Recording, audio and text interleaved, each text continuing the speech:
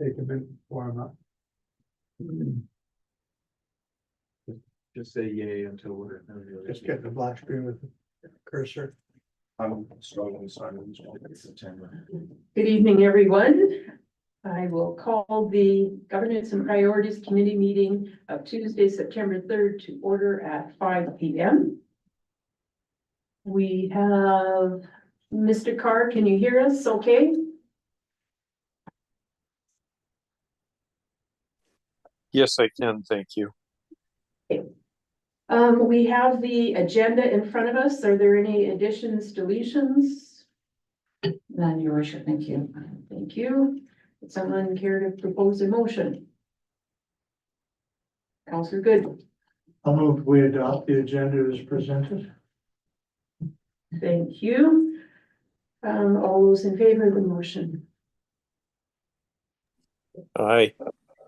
It is carried. Thank you.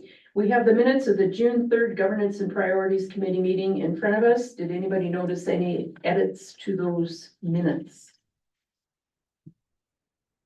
And if not, maybe someone could put forth a motion. I'll move that council adopt the minutes of the June 3rd, 2024 Governance and Priorities Committee meeting as presented. Thank you. All those in favor of the motion? Aye. Thank you. It is carried. Comments from the public. We don't have public in the room. Presentations, none today. Now to review bylaws and policies, we have the non-standard crosswalk painting policy to look at. Mr. Fisher is going to lead the briefing on this one.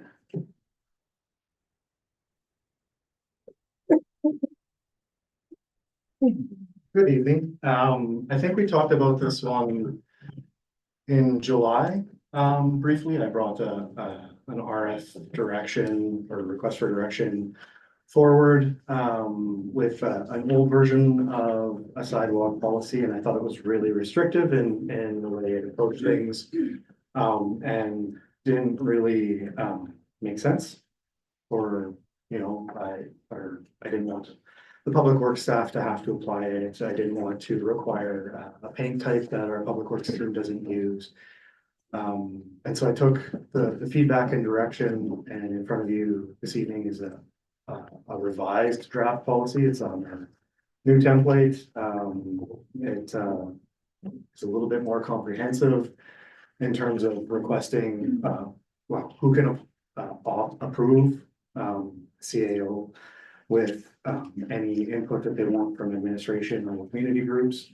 We've asked for some specific things with the application for a non-standard crosswalk, including the location, the design concept, a date for the installation, technical information on the paint so that we can look at that. We've added the ability to charge a fee in accordance with our fees and charges bylaw as we amended. So there's not anything in there right now. So in 2024, any applications that we process will have a fee going forward. If we decide to add one into the fee and charges bylaw, the fee guide, it will be added.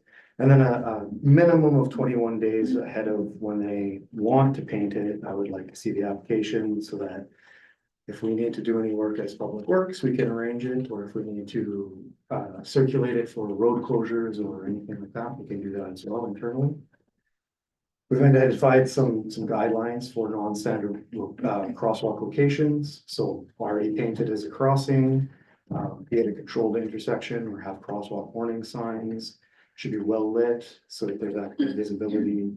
Pavement should be in acceptable condition, so we don't get into a fight over, well, the sidewalk or the pavement wasn't very good, and we want you to fix it up so we can paint this. And then a requirement that it's not adjacent to or crossing provincial highway or roadway under another jurisdiction. So we have some roadways in town that are obviously under the jurisdiction of the province, Shaftesbury Trail and Highway 2. And Highway 744, so that Main Street up. And that also applies to maybe roads that are going close to the counties. We've got a couple that go up into Sunrise, for example. So just a note on that. the ability for the town to refuse non-standard crosswalks on municipal roads due to traffic, lack of control, upcoming construction projects, or other public safety concerns.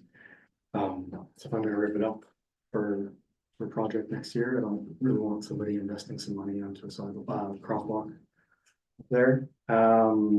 We've got some responsibilities, so the applicant is responsible for submitting a complete application, getting us additional information if we need it, providing all labor and material supervision required to paint the crosswalk and ensure safe installation. So if they've got to do traffic control, that's on them.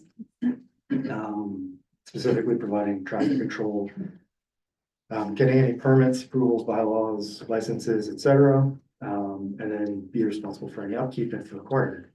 And then on our part as a town, we'll review the applications, request any necessary clarifications, refresh the standard crosswalk markings at the approved location ahead of installation, unless otherwise requested by the applicant or agreed to by the town. So an example might be if their artwork incorporates some white designs in the white bars already, and they're using a traffic paint, maybe I'll work with them and they can apply it. But if we need to refresh the standard crossing markings, like the bars or the zebra markings, we'll generally try and go and do that ahead of time. That's why I want time to process these and review them. There's some guidelines on the town stuff. So working with the applicant to find a suitable location if the primary location they've requested is unavailable. Sweep the proposed location within 48 hours using our municipal sweeping equipment. That might not be good enough for applying paint, so if they need more, they'll have to arrange that themselves. And then we can provide barricades to the location. They'll be responsible for setting them out, doing traffic control, and then taking them off the roadway. And we'll come pick them up afterwards. Art in the non-standard crosswalk, there's some guidelines here contained between the standard crosswalk markings. So parallel white lines, it's all contained within those parallel white lines. We've got zebra markings. All of the zebra markings are still maintained. I would ideally like to maintain 100 millimeters of buffer between any, so it's 4 inches. Between any standard crosswalk marking and the art itself. That's a should, not a shall. But it does make the crossing line work a little bit more visible. So the art in a non-standard crosswalk should be applied using a low VOC latex-based paint. They are typically good for about a year on the road. And our local suppliers can provide them. You can go to traffic suppliers in Edmonton and get them. There's lots of options available, lots of color options.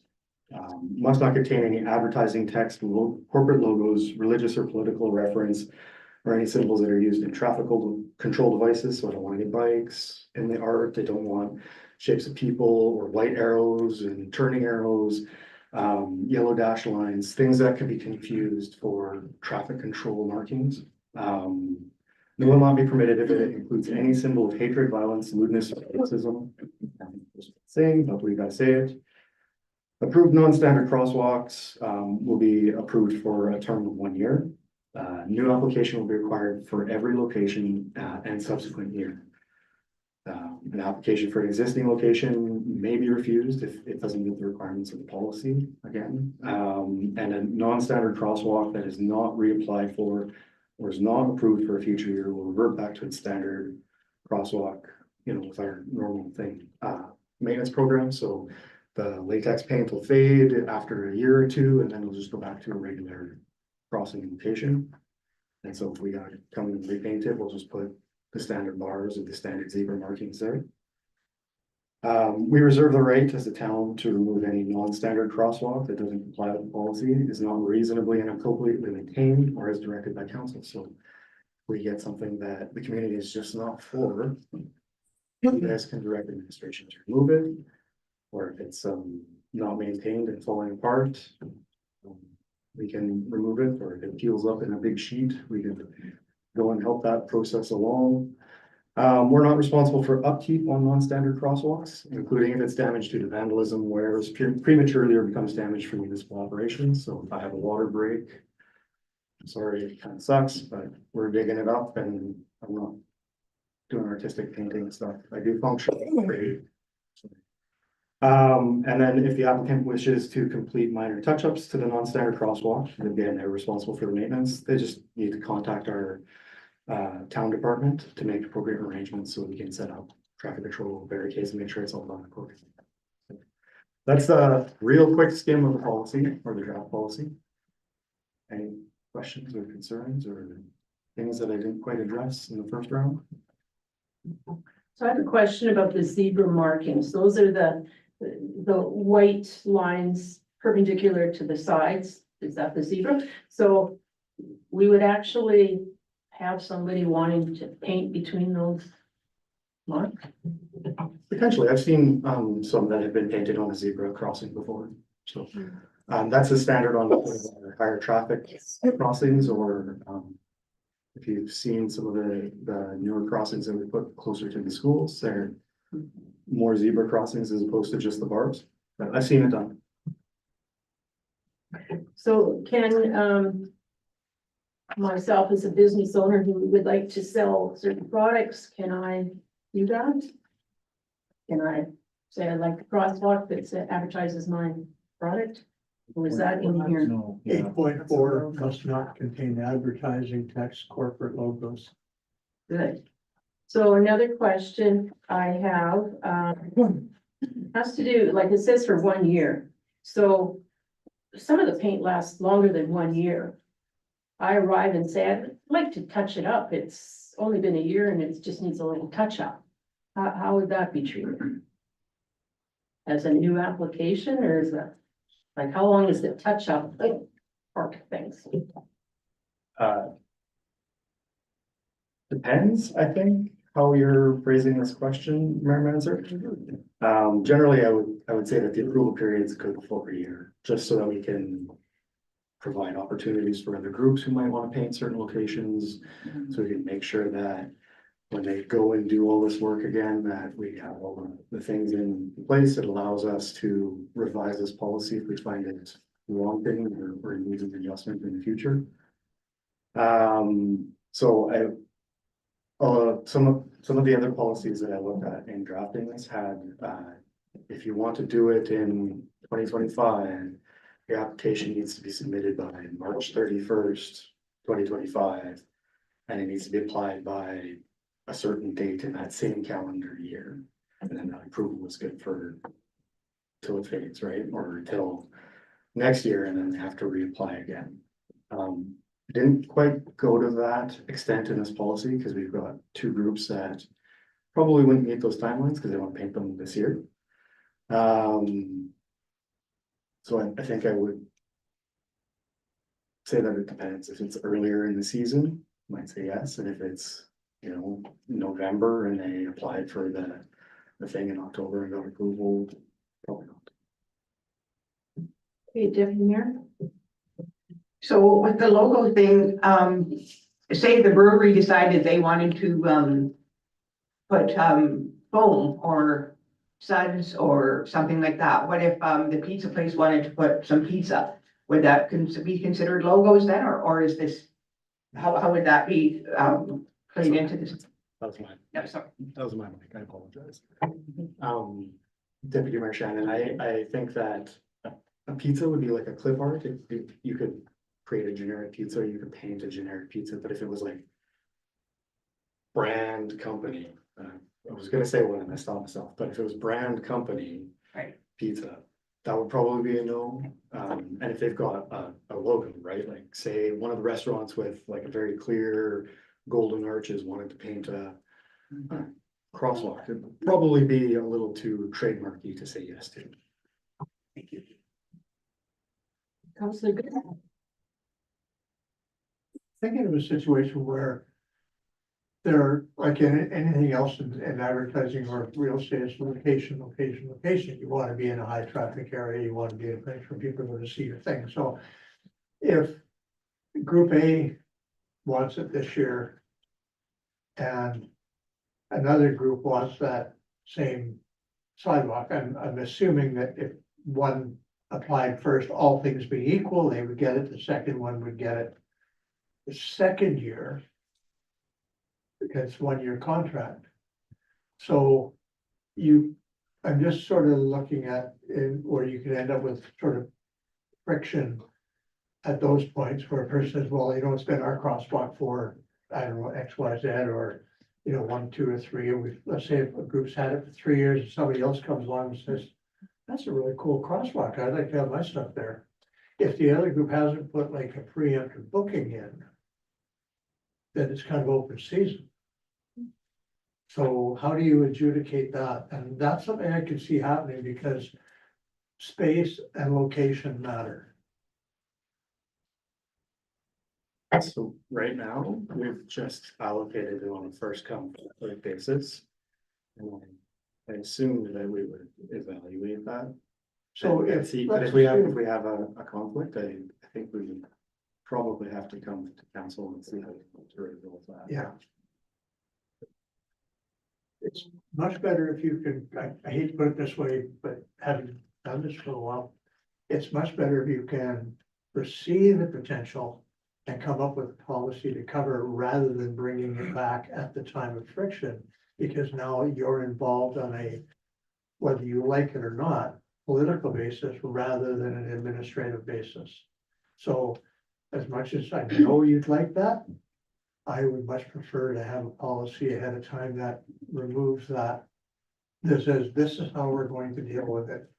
If I apply at 9 o'clock in the morning, the other guy applies at noon, first year I get it, second year next person gets it, or another policy that is somewhat equitable. Okay, Counselor Carr, Counselor Good pretty much asked the same question I was going to ask, is it going to be done on a first come, first serve? And would we give priority to the people that had it the year prior? If they did not submit an application, would we be reaching out saying, are you guys planning to apply? Like, I was just kind of wondering how we were going to monitor that for the very same reasons Counselor Good expressed. So a lot of that has already been answered. Thank you. thanks. CAO Miller? Thank you. I was just gonna say, we actually talked about that, and that's why we put it in a 1 year at a time, because we did see that there would be desirable, high traffic markings and wouldn't necessarily be equitable for the same group to be entitled to that specific spot. So we will come up with some language for adoption, when we bring it back for adoption, to address that concern. So if, is it realized within all of this that, if Group A paints it this year and it's kind of still there next year, Group B can apply to that and paint over Group A? Mhm. That is the issue, part of the issue, I think. But anyway, Counselor Good? And I think that, again, as much as we can stay, and including the town and administration, is out of the process once it's solved, once it's delineated. Because, people say, well, nobody told me that crosswalk was free. It's not up to us to go chasing customers on that, in that case. Once the policy is out there and everybody is told that, so here's our sidewalk policy, and they check, and I'd like it this year, next year, whatever. The less we have to do and get involved in, the better. I think that in things like this, you're much better to have policies that delineate, that outline the process. And so he said, well, I didn't know I could get a crosswalk. Well, you weren't downtown and you didn't see any crosswalks. Really, on you, not on everybody else to tell you we have one. I'm just saying that. I'm not trying to be critical about anything. I'm just saying that I think you're better to have it cut and dry. This is what it is. So. I have a different topic, 6.5. Ensuring all contractors and attendees comply with all applicable laws, including all permits, licenses, approvals, bylaws, and policies. What kind of permits might be involved? So starting with licenses, if they've hired a contractor to do the work, I think that they're required to have a town business license for doing work in town, right? So that would be trying to catch their traffic bylaws, like traffic control for bylaws, policies, obviously complying with this policy. Permits if they need any special work permits for whatever reason, if they need to create a traffic accommodation plan, that would be part of sort of what I would consider a permit there. Thank you. Any other discussion points on this one? Okay, then, thank you, Mr. Fisher, and perhaps someone would put forth a motion on this matter.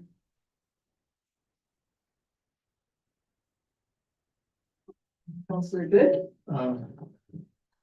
See if I can put this here.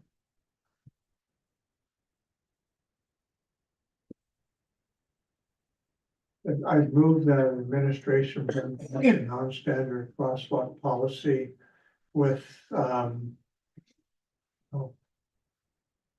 taking into consideration the comments that were made this evening.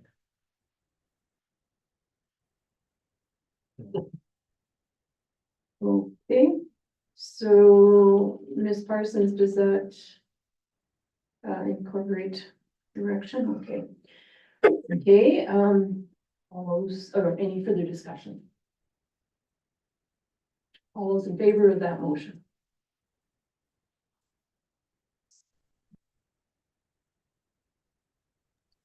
Aye. Thank you, Mr. Carr. Okay, so everybody's in favor of it. It is carried, and thank you, Mr. Fisher, for starting the process with your staff there.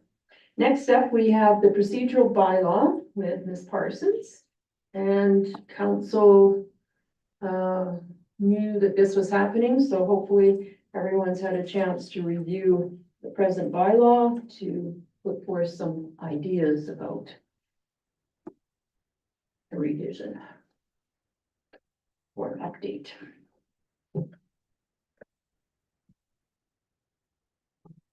Thank you, Mayor Manzer, good evening, council.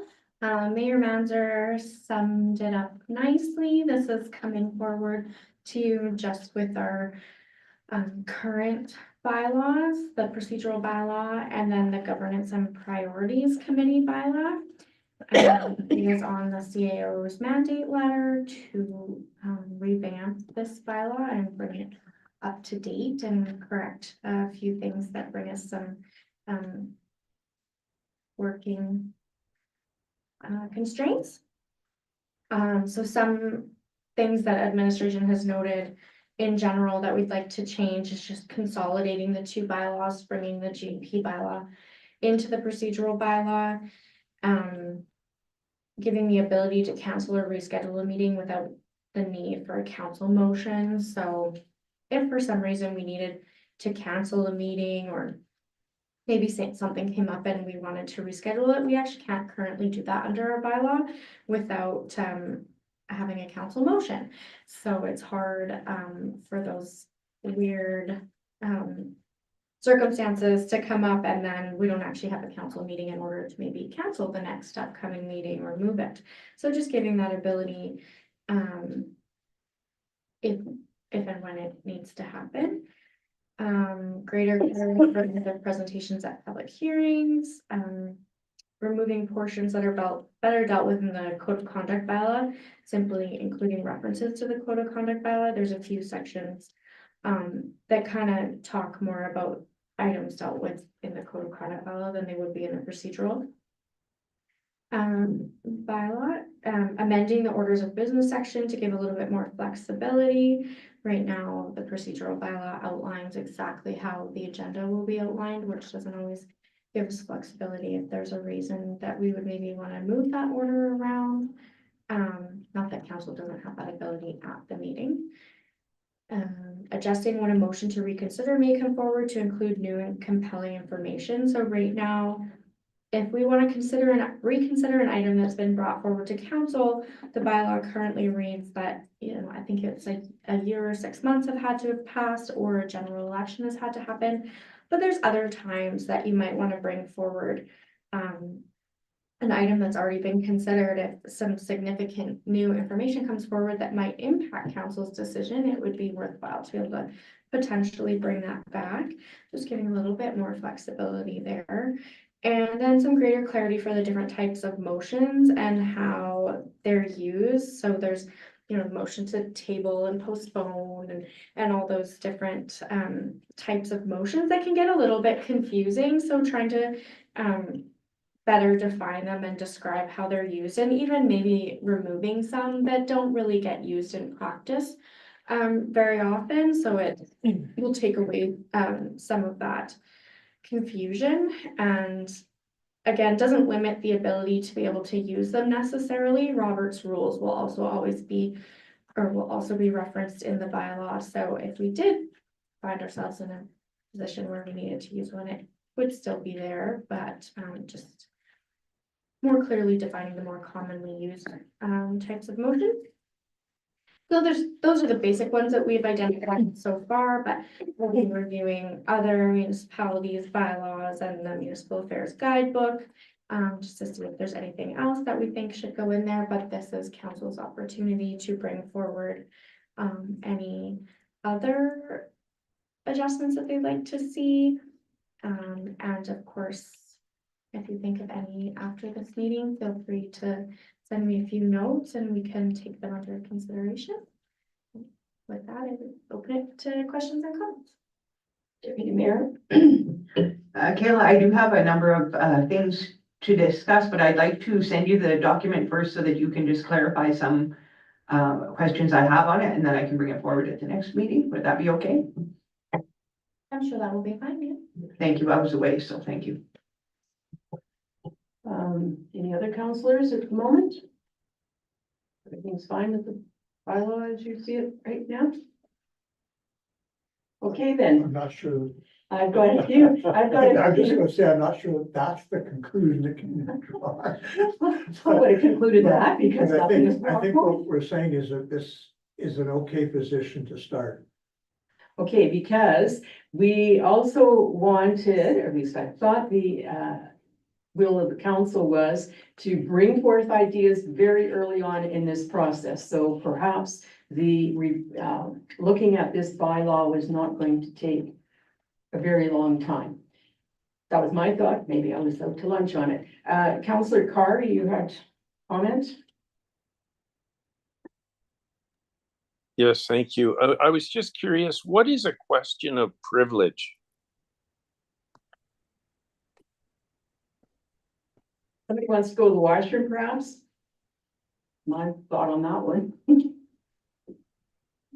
To be Oh, is honest, with you, I can't even remember off of the top of my head. And probably one of those ones that I would either remove because it's not very often used, or I would greater clarify if I felt like it would be beneficial. I think it's similar to a point of order. Just a little bit I different. think a point of order impacts the meeting proper. A point of privilege is more about the people like. Normally, we would just get up and adjust the thermostat, but say, for example, that wasn't. You could say, point of privilege, can we turn off the air conditioning? I can't hear. That's got nothing to do with the meeting, but it would certainly improve the conditions that we're working under, for example. By the way, the temperature in here is fine. I wasn't asking for a point of privilege. I was asking about question of privilege. And if it's something can be deleted, I'm fine. I just didn't know what it was. So you were looking to find a question of privilege within this document is? No, it actually refers to question of privilege. The following mentions are not debatable by members and must be voted on immediately. To take a recess, question of privilege. So that may be what it is. What you were saying, if you need to excuse yourself, maybe. That would make sense now that I've read it again. Yeah, I just wondered what it meant. The rest seemed pretty straightforward, but that one I didn't know what it was. So thank you. So, thank you. I would kind of like to suggest that any of the little used motions still be put in an appendix or something.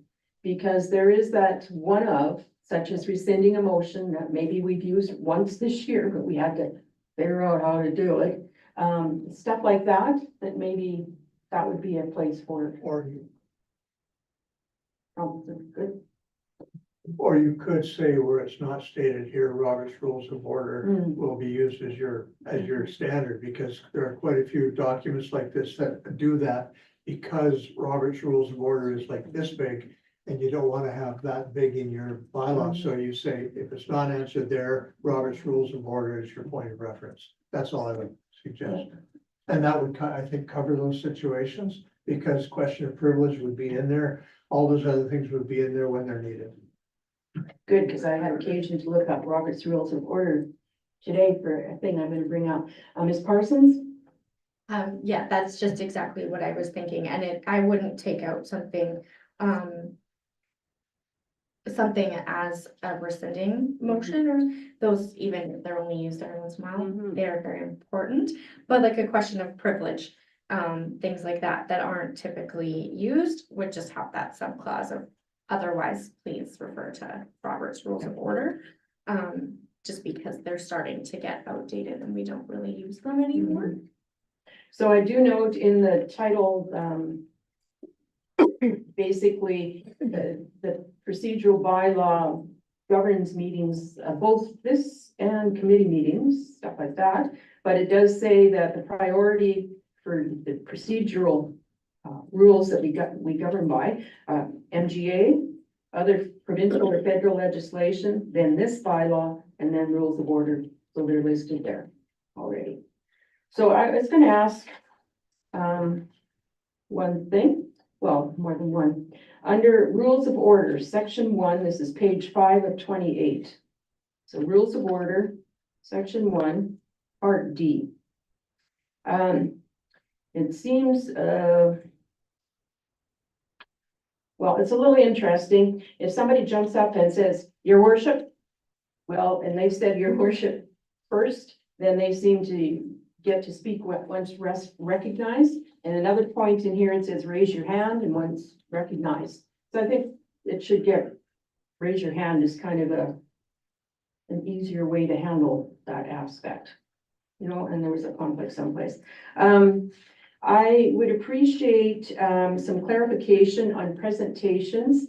If presentations apply to all council and governance and priorities meetings and or hearings. So if it says presentation in one place should be 15 minutes, in another place maybe 20 minutes, and then we come to hearing, which I would like clarification on. Can someone basically speak their piece for quite some time, or are they following the presentation order during the hearing? I don't know. But you follow what I'm getting at? Yes, and I think we would bring some clarity to that in the new bylaw. And then, of course, timelines will always be, or are typically then subject to the chair's discretion. So Yeah. if someone has a valid reason that they need to go over time, then that would be, of course, allowed under the chair's discretion. But yes, we will make sure that presentations and public hearing presentations are addressed Thank you. clearly. Sounds good? Well, doing some looking into this, I was looking into adjournment as a policy or a process or a part of the meeting structure, and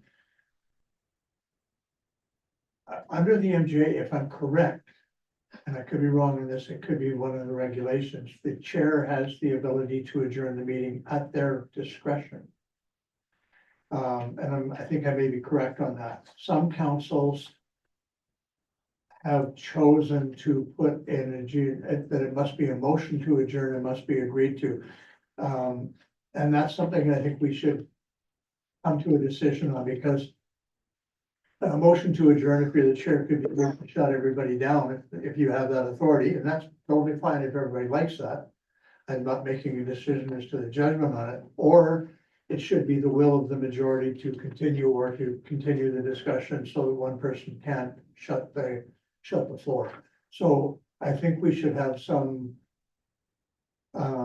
discussion on that, or some research into those two options, because I think those are the two options, if I'm correct. Yeah, so from my understanding, typically in practice, you don't, or not in practice, but in the rules, you don't require a motion to adjourn. Adjournment can actually just be declared by the chair. However, in practice, I haven't seen that done very often, except in like smaller committee meetings. But in council meetings that I've worked at, they typically require a motion. And I hadn't intended on changing that unless council had directed otherwise. I'd like to see it there because one of the things I've always loved about Robert's Rules of Order in a lot of ways is that it balances authorities.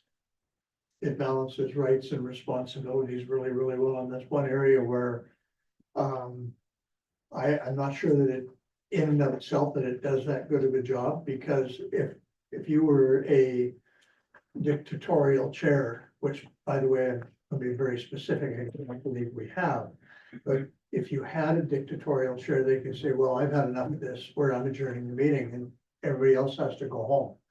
Well, it's in page 9 of 28, it's under 2S, it says, if a member wishes to challenge a ruling of the mayor, they can do so. So you can say the decision of mayor, so if the mayor says meeting's adjourned, one could put to the floor that the decision of the mayor be overruled, and majority vote would carry, so. Let me see here.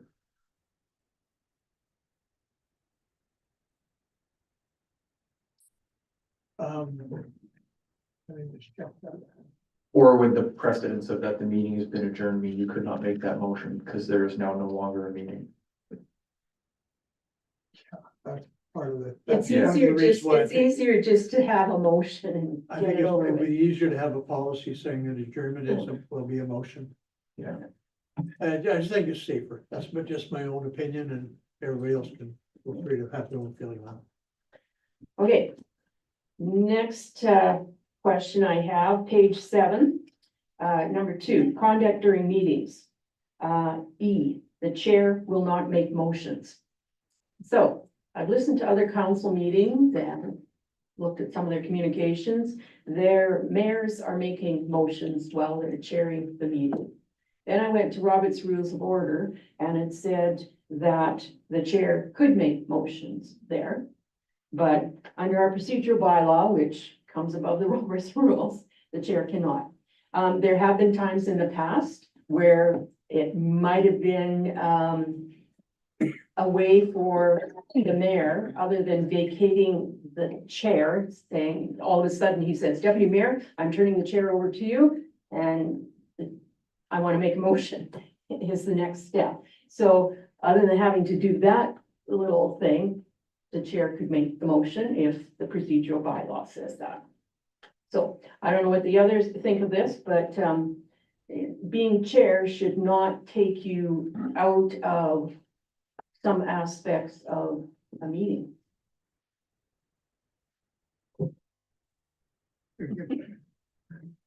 I think the balance to that exists presently is that the mayor, taking into consideration stuff, sets the agenda.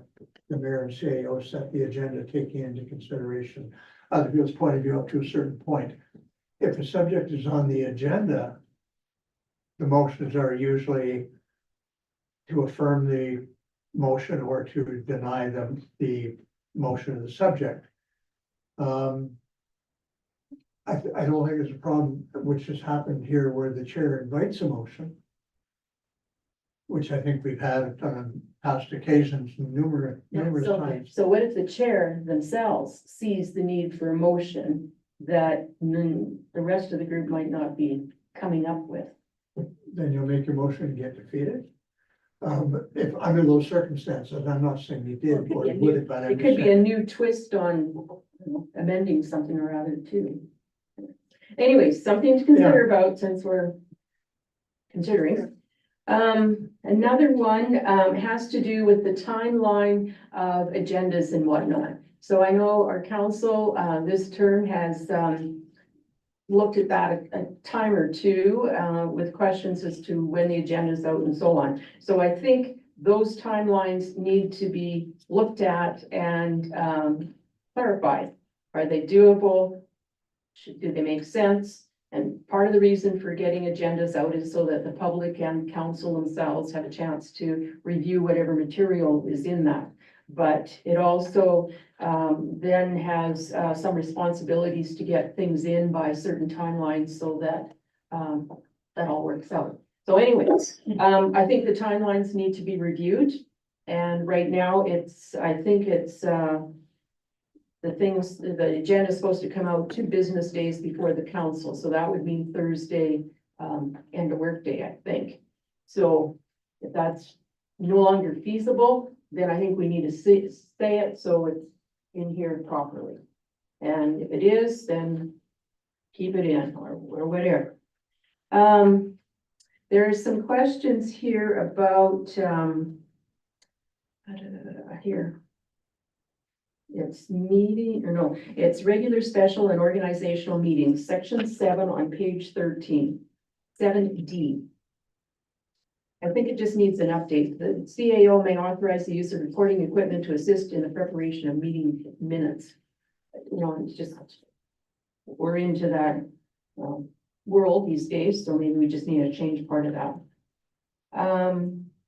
The other thing, order of business, so there'll be a change in procedural, the procedural bylaw, if it's to apply to both governance and priorities and regular special council meetings, that type of thing, then there has to be a decision about a couple of things, such as when members of the public would be able to comment, because it's different in the GMP versus the regular meeting.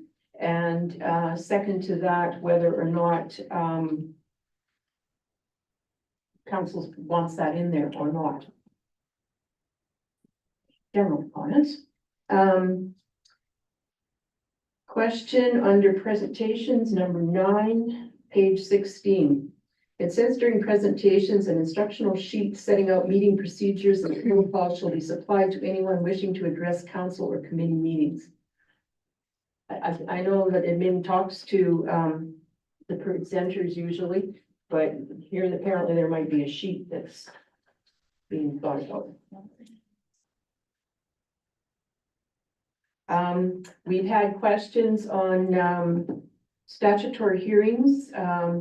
First of all, that there's a motion to open the public hearing, but in the procedural bylaw, the chair just declares the public meeting closed. So whether or not there's a motion that should come at that point instead of a declaration, we need to decide, because I think last time we ended up having a motion.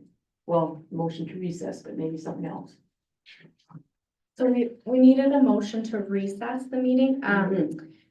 But I've actually, where I've worked before, I've never had a motion to open the public hearing. Okay, It's just been that the chair declares it open Yeah. and then the chair declares it closed. So just need to streamline whatever it is. Yeah, so it's a bit repetitive to have a motion to open the public hearing and then the chair declares it Mhm. open. Mhm. So yeah, we'll have to take a look at that and see what other municipalities are doing and what's kind of become the more common practice and be able to give some further advice on that. Great, Councilor Good. I'm not sure if this would be under the procedural bylaw, but I wouldn't mind some clarification on the for public hearings on the kind of the do's and don'ts and the legal dangers, or it's probably the wrong word, the legal responsibilities of transparency and fairness and information you're considering in a public hearing. Because I think that councilors who haven't dealt with them to an extent may have different feelings on what their role is. If there's going to be a public hearing on X, Y, Z, and what they should or should not do, or how to proceed or not proceed. So I wouldn't mind if we could get some guidance on that. Thank you. Thanks. We've also have some timelines here. Members of the public will have up to 2 minutes to comment on the items from the agenda. As chair, I find that one hard to do, but I realize there's reasons for it too. If you have more than one person wanting to say something, you don't want to go on for a couple hours sort of thing. So anyways, maybe council could consider that as to whether or not they want it or not. I also, looked at section 16, rights in debate, 16D, page 21. This is talking councillors. No member shall normally speak more than 3 minutes on any question or amendment to a question, but may request permission to exceed this limit. The privilege shall be accorded without objection upon motion supported by 2/3 of the members present. I first of all find the privilege shall be accorded without objection when there's been a motion for 2/3 of the people that say it's okay or not. It seems awkward wording there. So anyways, and I want to know, I should be paying more attention to the 3-minute guideline, I guess. There's also, I'd like council to review in here, how many times they would get to talk and whatnot, if we want that in here or not. Other than that, I think I should quit talking at the moment.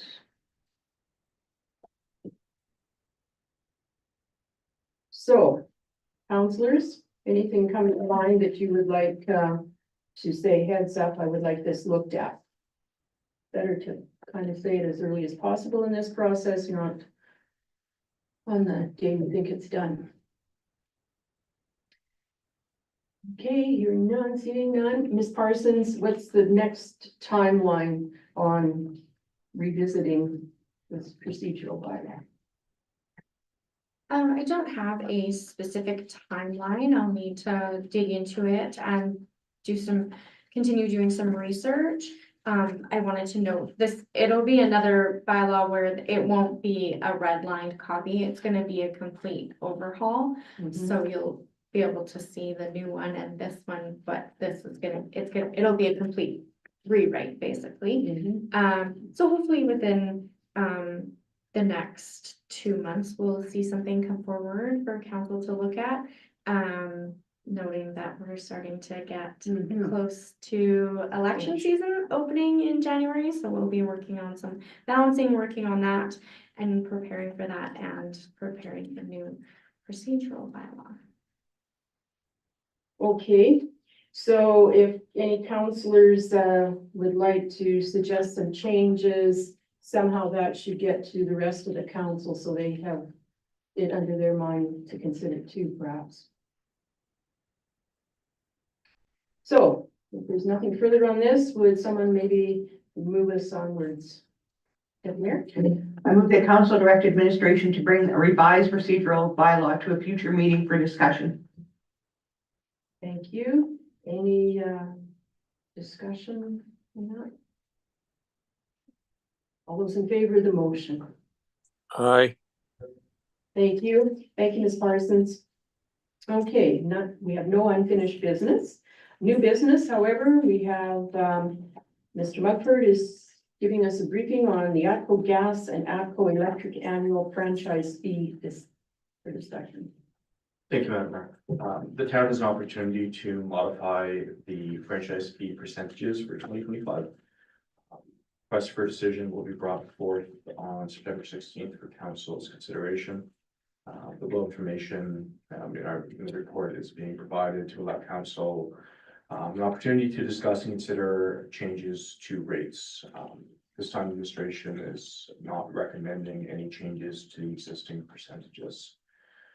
So under electric, currently the rate is set at 12.5%, which was increased in 2022. And the maximum allowable is 20%. I've updated, there's a chart that I've updated for all of the rates of comparable communities, so similar size and nearby towns and villages. The budget implications, so based on the current franchise fee, the town anticipates receiving approximately $1.1 million in electric franchise fee revenue, which would be an increase from the estimated revenue for 2024, which was $1,033,000. Just for reference, every 0.5% increase or decrease in the franchise fee would result in approximately $44,500 in additional or lost revenue. On the natural gas side, the rate used for 2023 and 2024 was 32%, which is only slightly below the maximum allowed under the Alberta Utilities Commission of 35%. In 2023, the delivery tariff revenue in Peace River was $2,284,430. The forecast revenue estimate for 2025 is $2,563,359. So again, that based on that amount, the revenue for the town would be $820,000. Again, a 1% increase in the franchise fee. So if the council was to move it from say 32 to 33, it would just increase approximately 25,600 in revenue for the town. So again, the recommendation from administration for this year is to leave the rates as they were previously. But it gets open to council if you have any other comments or thoughts. Thank you. Thank you, Mr. Mugford. So essentially that franchise fee or revenue to the town, it would also go up or down according to whether the electric and gas rates are going up or down from those companies. Because their revenue would change. So there is some variation. There is some variation, and that's why, like you see, like the overall amount that the delivery tariff, to use gas as an example, that number has bounced around pretty significantly from 2023 to 2024, sorry, to the 2025 estimate. So there's naturally a little bit of variation. The revenue will go up or down based on what ATCO is forecasting will be sold. Yeah, thank you. So councillors, what's your opinion on this at this point? Do we think that MIN should be advised eventually to increase it? Yes, to leave it alone? Well, I'll put my own opinion, I'd say at a minimum, leave it alone. And the reason I'm saying that is that franchise fees have always been a kind of an interesting animal in municipal finance. I'll use that term. There are benefits to them. There are benefits of that traditionally non-taxed properties are generate revenue for the community under a franchise fee arrangement. There's some who see that as kind of a hidden taxation rather than a transparent taxation, even though the numbers are public, but it's still kind of a backdoor thing. It's also becoming sensitive provincially in a number of communities on how franchise fees are going to be administered. So I think at a minimum, we should leave it and maybe watch what the government does, what the provincial government does in terms of franchise fees, and how some of the larger centers handle the franchise fees.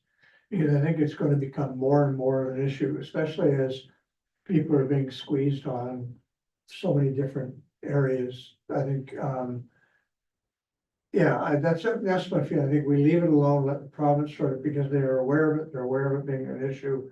And I know there's some work being done on that.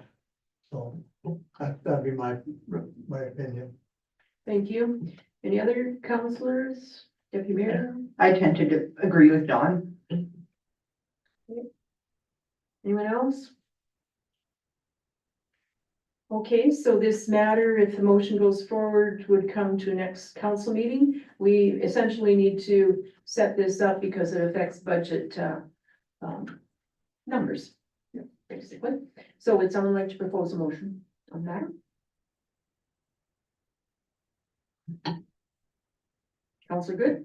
I'll move that the ATCO Gas and ATCO Electric annual franchise fee be brought back to council, taking into consideration comments from this meeting. Thank you, Mr. Good. Any further discussion? All those in favor of the motion? Aye. It is carried. Thank you, Mr. Mumford. Okay, we have some reports. One report, is the, July 15th through August 15th, 2024 Apex Month 1 report. So it's included in our agenda packages. Any comments, counselors or admin would like to make on the report?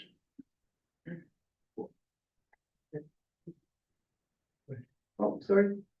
Who's over there? Your worship, I'd just like to add that Apex will be coming to speak to this report on the 16th of September as a delegation. Oh. And also, RCMP will be coming to give their report. They were supposed to be here today, but had to reschedule. So we'll see both of those next meeting. So September 16th is getting to be quite a long agenda. Okay, so have your questions ready, I guess, on Apex, or unless you have a comment right now. please. Yeah, I do. Yeah. Especially if it's gonna be brought back on the 16th. I'd like to see as much as possible. I mean, one of the things we're supposed to be doing is judging the effectiveness of this. And somebody telling me what they've done, I have no disagreement with. I think it's a good report in that area. What I'm not seeing, and possibly the RCMP can bring some clarification of this, is what are the results of those things being done? I mean, one of the things we've said is we're gonna be examining whether or not this is a good expenditure of X amount of dollars. To me, that means there should be a result at the end, either a lowering of complaints, a lowering of issues that store owners are having. They should be having less damage to their buildings, or maybe what's happening has changed its format. For example, if I can't get my satisfaction one way, I'll find it another. So I would like to see some way of quantifying some of that information if possible. And I realize it's kind of a moving target, but I think not necessarily this month or the next month, but very shortly, we're coming up for a 3-month window. Probably quicker than every time flies when you're having fun. I'd like to have some information that I can make an objective decision at that point. So I'll leave it at that. Thank you. I will also note that we had, the CAO gave us a briefing last meeting that did have some, I guess, qualitative, comments on it. So I guess we'll look to those as well. But Councillor Carr, comment?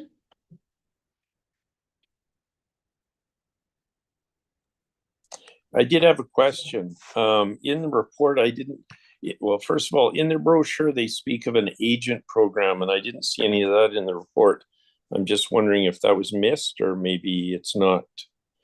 They didn't have anything to report, or what is that about? Is it going to be in the report? So CAO Miller? Thank you.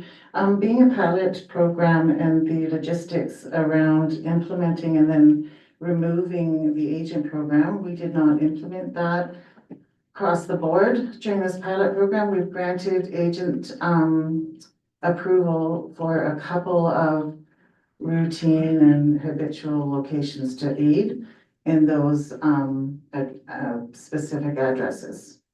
Should council move forward with a full program, then the agent program would be something that we would be initiating and looking to perhaps a mechanism of funding the program in some way through that agent program as well. So Councillor Carr? That makes sense? Yes, thank you. I just couldn't hit my mute button. Yeah. Thank you. Okay.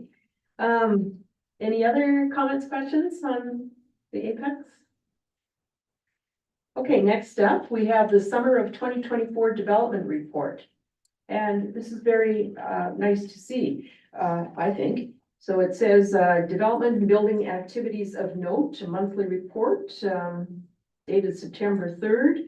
So it has a list of, I don't know, 10 or 11 development permits that have been issued between July 1 and August 22nd or 29th. So this says, of note, so everything from a child use facility, wall sign, demolition of a burnt building, another wall sign, a fence in a front yard, renovation of gas bar and eating establishment, home occupation, cleaning services, a sign, another wall sign, and a demolition of a burnt building as well.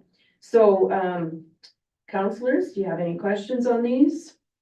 I also note that in the report, next steps are also listed. So I know I've had several questions about, lot 10 and 11, plan 3115 HW, the West Hill development.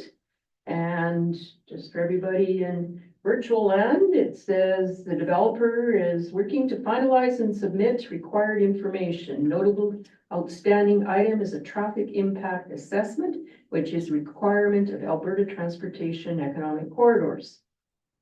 Then once that's done, the information is reviewed and the second public hearing would be held to decide on redistricting to direct control. And then subdivision development permit building processes occur after the amending bylaw. So anyone looking for answers to what's happening in that maybe could read this on their own as well. Another one of particular interest, probably because it's on Main Street, is a gas station, which is looking at a development permit been issued for redevelopment of the gas station and an addition of an eating establishment. And people can appeal to September 3rd. Also on Main Street, Panago Pizza is opening. And since I'm mentioning them all, Bowling Alley is undergoing renovations and they're looking at a building permit because of the scale of the renovations. And we'll hopefully have that open in the future.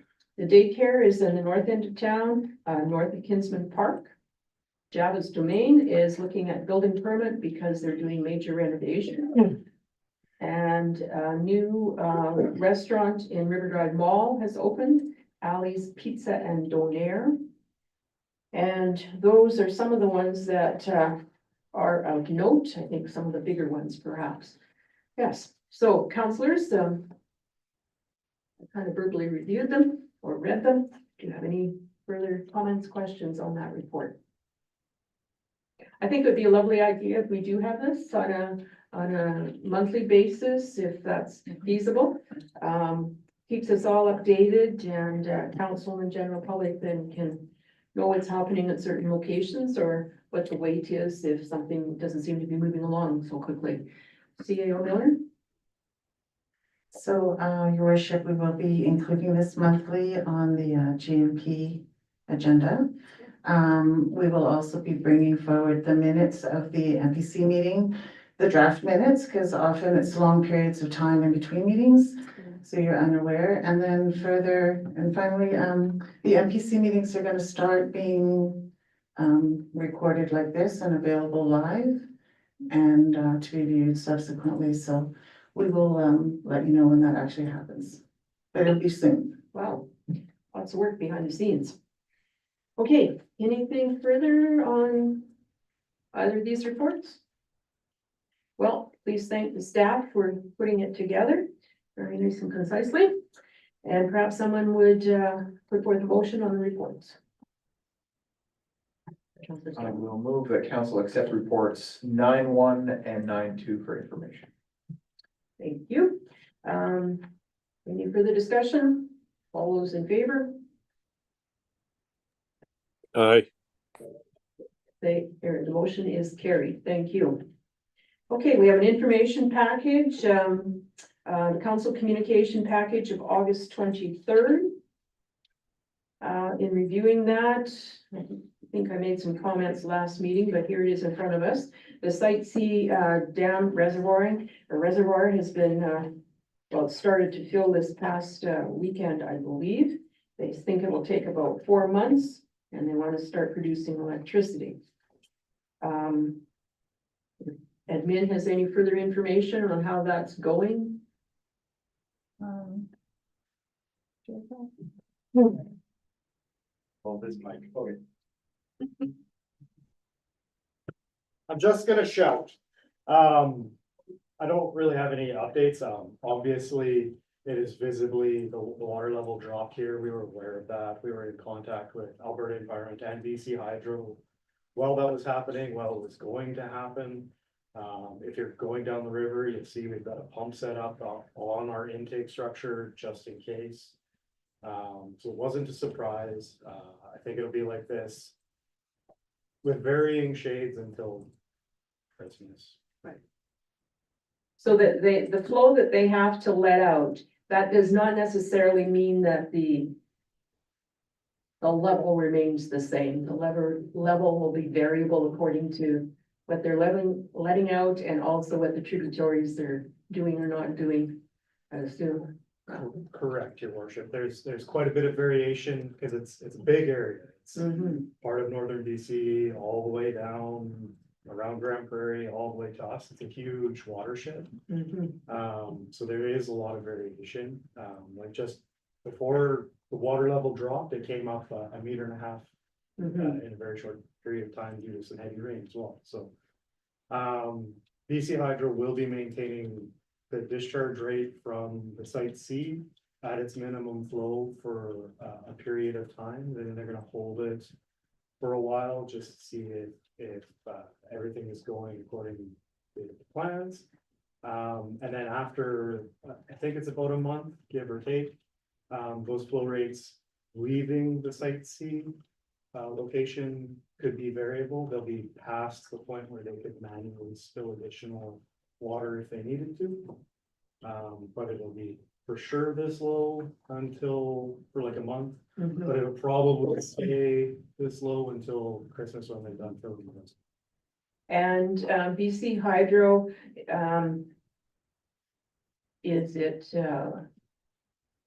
willing to change anything if the flows and the levels are below our intakes? Or we have to pick up the slack there? We don't know. So you're asking two different questions, I think, so, until, they're at a point where they can manually spill.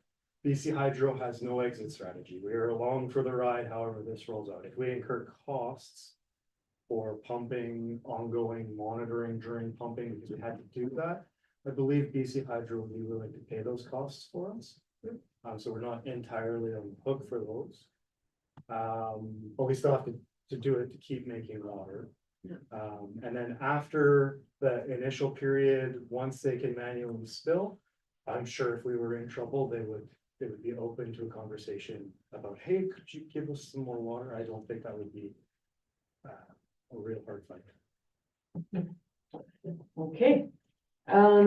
Next on this list was the Community Rail Advocacy Alliance, of which the town of Peace River is part of, as are, I don't know, it's 30 or so others in northern municipalities in northern Alberta, basically making, well, advocating to CN in particular, since it serves our area, that would maintain its service levels, shall we say.